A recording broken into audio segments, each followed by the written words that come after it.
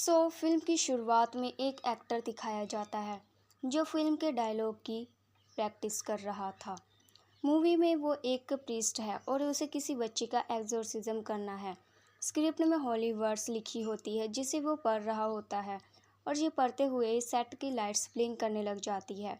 जिस रूम में वो स्क्रिप्ट याद कर रहा था वो रूम हिलने लग जाता है और उसी टाइम उस पर कोई हमला कर देता है और उसे मार डालता है।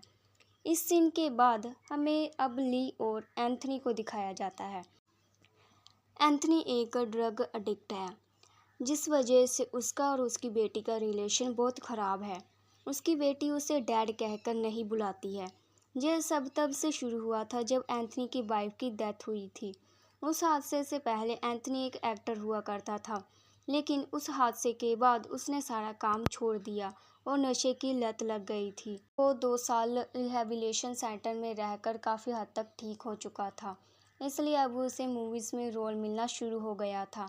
उसे वही रोल दिया गया था जो एक्टर शुरू में मर गया था। ये रोल मिलने के बाद वो बहुत खुश होता है। वो चर्च जाता है और अपनी गलतियों को एक्सेप्ट करता है। उसने अपनी वाइफ के मरने के बाद अपनी फैमिली ख़राब कर दी थी और अपनी नशे की लत के कारण अपनी बेटी से भी दूर हो गया था। वो अब सब पहले जैसा करना चाहता था, पहले की तरह काम करके अपनी बेटी को खुश रखना चाहता था, साथ ही अपनी वाइफ के आत्मा को शांति देना चाहता था। एंथनी अब घर आता है और जहां वो और ली काम करने की बातें करते हैं। ली के पास भी कोई जॉब नहीं थी, इसलिए वो अपने डैड की पर्सनल असिस्टेंट बन जाती है। अब शूटिंग स्टार्ट हो जाती है। ली भी अपने डैड की शूटिंग में आया करती थी।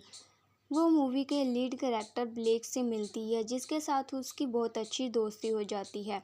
ब्लेक उसे पूरा सेट दिखाती है जहाँ पर उसे 2 रोबोट छुपे हुए होते हैं जिसमें से एक रोबोट ली को देख रहा होता है। अब शूटिंग स्टार्ट हो जाती है। एंथनी एक प्रीस्ट से अपने कैरेक्टर के बारे में बातें करने लगा। ये लोग जब बाइबल की कुछ वर्सेस के बारे में बातें कर रहे थे उस टाइम एंथनी की नाक से खून निकलने लगता है, पर एंथनी इसे इग्नोर कर देता है। वो सोचता है कि ये शायद उसकी दवाइयों का साइड इफ़ेक्ट हो सकता है। आज के सीन काफ़ी अच्छे से कवर हो जाते हैं। इसके बाद ली और एंथनी घर आ जाते हैं। रात में जब ली अपनी फ़ोन में कुछ यूज़ कर रही होती है तब उसे अपने लोन में से कुछ आवाज़ें आने लगती है।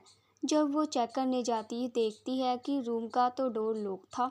तब किसी ने किचन का टैप ऑन कर दिया। जब वो किचन में चेक करने जाती है तो उस रूम का लॉक खुलने की आवाज़ आई।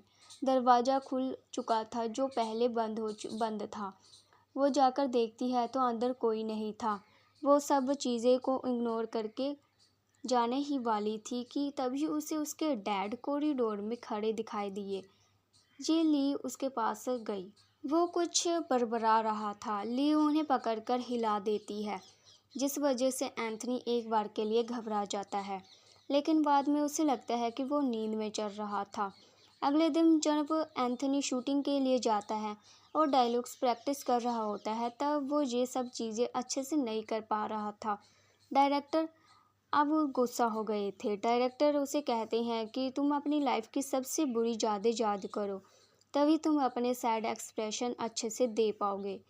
तब हमें उसके बचपन की कुछ यादें दिखाई जाती हैं जब वो कॉन्वेंट में रहा करता था और फादर वहाँ के बच्चों को अब्यूज़ करा करते थे।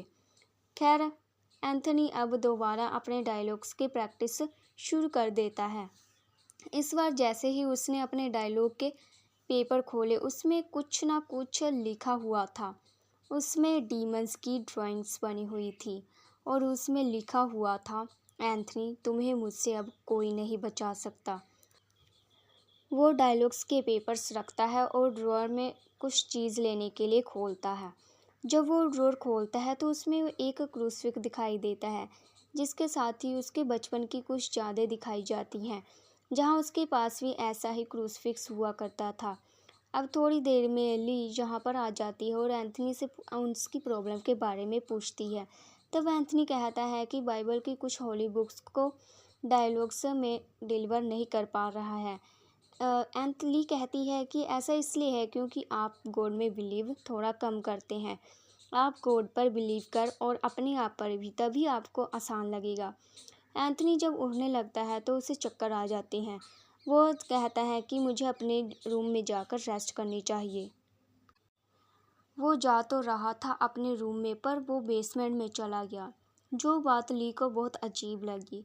ली ने उसका पीछा किया। बेसमेंट से कुछ आवाज़ें आ रही थी। ली उन आवाज़ों को फ़ोन में रिकॉर्ड करने लगी। तभी उसका फ़ोन नीचे गिर जाता है। जैसे ही वो अपना फ़ोन उठाती है, वैसे ही अचानक से एंथनी उसके सामने आ जाता है और वहाँ नहाने लग जाता है। ली इन सब चीज़ों से बहुत ज़्यादा डर जाती है। एंथनी की आंखें भी बिल्कुल वाइट हो गई थी। ली ऊपर चली जाती है। एंथनी अब नॉर्मल हो जाता है और अपने रूम में आकर शावर लेने चला जाता है। ली चिल्लाती रहती है कि आपने मेडिसिन चेंज कर दी है और आपको जल्दी ही डॉक्टर के पास जाना चाहिए। एंथनी उसकी बातों को इग्नोर कर देता है।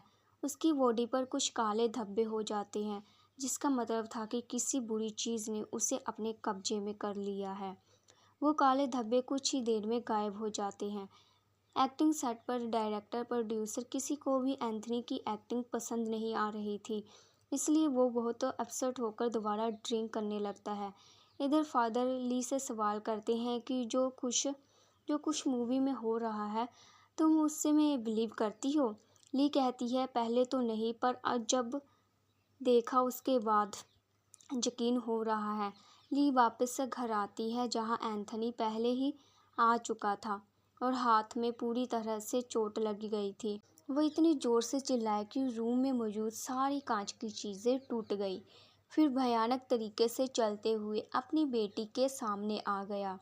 वो ली से कहता है, कहाँ जाओगी तुम? तुम्हारे पास ना स्कूल है ना माँ है, तो बचा मैं। तुम मेरे पास ही रहोगी। ये सुनकर ली पूरी तरह डर जाती है। वो गुस्से से कहती है, एंथनी दूर रहो मुझसे। वो कहता है, मैं एंथनी नहीं हूँ ली।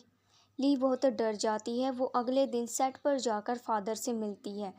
फादर को एंथनी की सारी सिचुएशन बता देती है। एंथनी रात में कुछ बोला करता था, जिसे ली ने रिकॉर्ड कर लिया था। वो उस रिकॉर्डिंग को फादर को सुनाती है। जब फादर सुनते हैं तो वो सुनते ही घबरा जाते हैं, क्योंकि ये मामला बहुत बड़ा था। इस रिकॉर्डिंग में डीमन मेलोक को बुलाया जा रहा था और ये काफ़ी खतरनाक था। फादर ली से कहते हैं कि तुम अपने घर चली जाओ। कुछ भी करने से पहले वो एंथनी और उस डीमन के ऊपर कुछ रिसर्च करना चाहते हैं। अब देखते हैं कि जब फादर डीमन के ऊपर रिसर्च कर रहे थे, तब एंथनी पूरी तरह से तड़प रहा था। इधर फादर को भी कुछ अजीब सी एनर्जी महसूस होने लगी थी।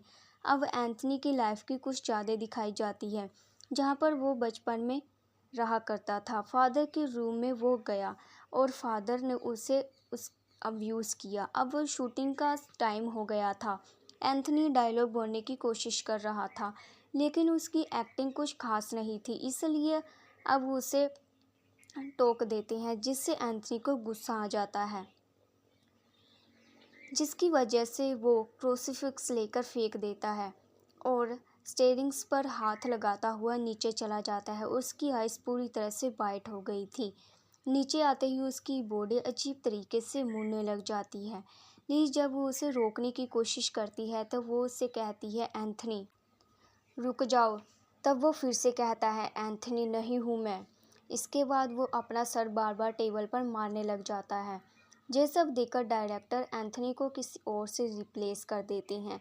जब वो एक्टर अपने डायलॉग से याद कर रहा था, तब एंथनी वहाँ आ जाता है और उसकी आंखों में कांच डाल उसे मार डालता है। उसकी हरकतों की वजह से शूटिंग बंद कर दी गई थी, जिसकी वजह से मूवी की मेन कैरेक्टर भी बहुत परेशान थी। इसलिए ली उसे अपने घर ले जाती है, जहां एंथनी दोबारा उन दोनों को पर अटैक कर देता है। वह दोनों उससे परेशान होकर उसे वहां से जाने को कहती है, जो सुनकर एंथनी गुस्से से वहां से विंडो से नीचे कूद जाता है, पर वो नीचे नहीं गिरता। वो वहाँ से गायब हो जाता है। अब वो दोनों फादर के पास जाती है और सारी बात बता देती है। तब फादर उन्हें बताते हैं कि तुम्हारे डैड को डीमन ने पोजेस किया हुआ है और वो वही मिलेगा जहाँ पर से ये शुरू हुआ था, मतलब कि शूटिंग के सेट पर। अब ली और जो वो एक्टर जब मूवी के सेट पर पहुंचती हैं तो वहां पर एक रूम में अंधेरे में बाइबल गिरी हुई नजर आई। वो जैसे ही उठाने के लिए आती है तभी एंथनी ठीक उसके पीछे आकर खड़ा हो जाता है। वो डर कर वो बाइबल की वर्स पढ़ने लग जाती है। अब डीमन भी उस वर्स को पढ़ने लग जाता है। डीमन कहता है कि मैं ये सदियों से सुनता आ रहा हूँ और अब इसका मुझ पर कोई असर नहीं होता। ली उससे कहती है प्लीज़ एंथनी को छोड़ दो, वो मर रहा है। डीमन कहता है वो तो सालों से मर रहा है। ये सब कहते ही डीमन ली के ऊपर हमला कर देता है। ली के हाथ में क्रूसीफिक्स था जो वो डीमन के सर पर लगा देती है, जिसकी वजह से डीमन उसे छोड़ देता है। क्रूसीफिक्स उसके सर पर लगने की वजह से उसकी पावर कुछ कम हो जाती है, जिसकी वजह से फादर और ब्लेक जो पैरालाइज हो गए थे वो होश में आ जाते हैं। अब फादर कहते हैं कि डीमन से कि तुम एंथनी की बॉडी छोड़ दो और मेरे अंदर आ जाओ, क्योंकि उसका एक्सोर्सिज्म करना उनके लिए कामयाब नहीं हो रहा था।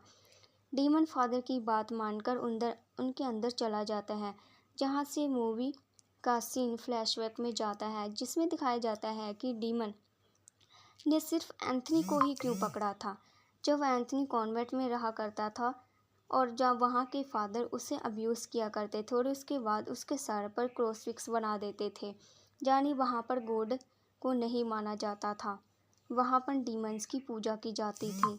ये सब सदमा बचपन से ही एंथनी के दिमाग में था और यही उसकी कमजोरी बनी, जिसकी वजह से ही डीमन ने उसे अपने काबू कर लिया था। अब डीमन ने फादर की बॉडी पर कब्जा कर लिया। एंथनी इधर क्रूसीफिक्स उठाता है और बाइबल की वर्स पढ़ना शुरू कर देता है, जिसकी वजह असर उस पर हो रहा था, जिसकी वजह से वो डीमन फादर को छोड़कर चला जाता है और ली और एंथनी की लाइफ अब बहुत नॉर्मल हो गई थी। एंथनी रोज चर्च जाने लगा था और ली इस सब हादसे की पूरी कहानी लिख रही थी।